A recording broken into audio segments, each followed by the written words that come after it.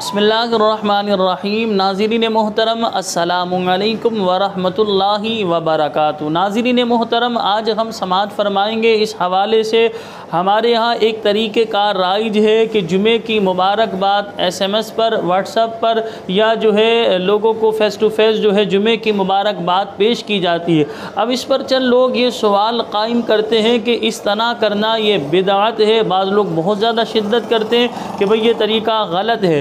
हालांकि देखिए ये तरीक़ा बिल्कुल दुरुस्त है। जुमे की मुबारकबाद देना, इसका एक मफ़हूम ये बनेगा यानी जुमा बाबरकत है, यानी जुमे का दिन बरकत वाला है। और हदीस पाक में आया है बेशक जुमे का दिन बरकत वाला है, या इससे मुराद जो है जुमा, ये ख़बर देना मकसूद है कि जुमा बरकत वाला है, या इससे मुराद जुमे के लिए बरकत की दुआ करना मकसद है कि जुमा तुम्हारे लिए बाबरकत हो, बरकत वाला हो।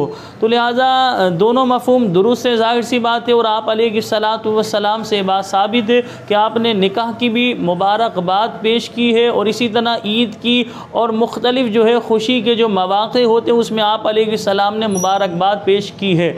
तो अलबत्ता फ़ुक़हा ने इस हवाले से इरशाद फरमाया है कि ये जुमे की जो मुबारकबाद हमारे यहाँ उर्फ़ आम में राइज हो चुकी है, तो ये एक अच्छा अमल है, इसमें कोई ममानत का पहलू नहीं। बाज़ लोग ऐसे शिद्दत का इजहार करते हैं कि आगे चलकर लोग इसे लाजिम व ज़रूरी समझ लेंगे, दीन का हिस्सा समझ लेंगे, इसे फ़र्ज़ या वाजिब समझ बैठेंगे, या इस्लाम के लिए ये शर्त करार दे देंगे गोया कि आगे चलकर। ऐसा हरगिज़ नहीं है। लेकिन जो बंदा भी जुमे की मुबारकबाद पेश कर रहा होता है उसका नज़रिया यही होता है कि भाई मैं जो जुमे की मुबारकबाद पेश कर रहा हूँ ये ज़्यादा से ज़्यादा एक बेहतर अमल है, एक अच्छा अमल है। तो लिहाजा जुमे की मुबारकबाद पेश करना कोई बिदअत, कोई गुनाह, नाजायज़, हराम हरगिज़ नहीं है। आप जुमे की मुबारकबाद पेश कर सकते हैं। इसमें शिद्दत का इजहार करना कि आगे चलकर लोग इसे दीन का हिस्सा समझ लेंगे, इसे फ़र्ज़ समझ लेंगे, वाजिब समझ लेंगे, लाजिम व ज़रूरी समझ लेंगे,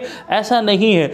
देखिए अगर कोई ये सवाल करता है कि भाई आप कुरान मजीद फ़ुरक़ान हमीद से दिखाइए या हदीस मुबारक से बात दिखाइए कि आप अलैहिस्सलातु वस्सलाम ने जुमे मुबारक की जो है तालीम इरशाद फरमाई हो।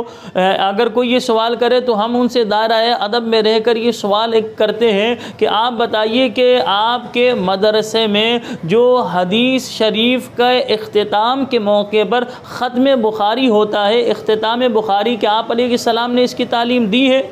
तो लिहाजा जिस तरह ऐसे बहुत सारे काम हैं मुसलमानों में राइज हैं, वो अच्छे काम है। इस दौर के हिसाब से हमारे यहाँ एक राइज है, जैसे दरस कुरान देना कि भाई फ़लाँ दिन ये सूरत की, फ़लाँ दिन ये इस पारे की, या तरतीब वाइज इस तरह दरस कुरान देना कि आप अलैहिस्सलातु वस्सलाम से ये बात साबित है कि इस तरह आपने तरतीब वाइज एक दिन जो है 3 आयतें, एक दिन 3 आयतें इस तरह पढ़कर दरस कुरान दिया हो, तो ये बात साबित है क्या इस तरह?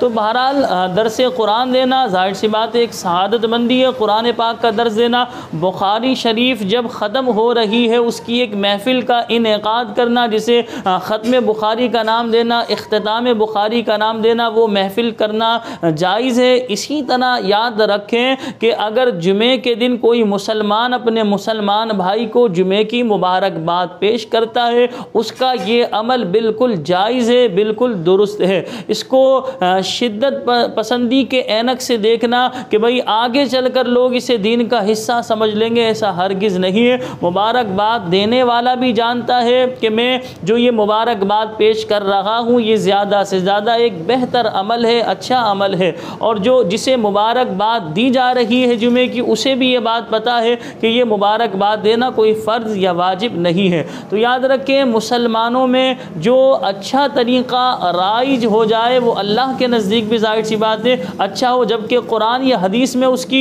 सराहतन कोई मुमानअत नहीं आई हो। तो लिहाजा जुमे की मुबारकबाद पेश करने के हवाले से ना कुरान पाक में मना किया गया, ना हदीस मुबारक में ये बात मना की गई। तो शरई एतबार से जो हमारे यहाँ तरीक़ेकार राइज है जुमा मुबारक, बिल्कुल ये मुबारकबाद पेश करना जायज़ है। मुझे अपनी दुआओं में याद रखिएगा। अस्सलामु अलैकुम व रहमतुल्लाहि व बरकातुहू।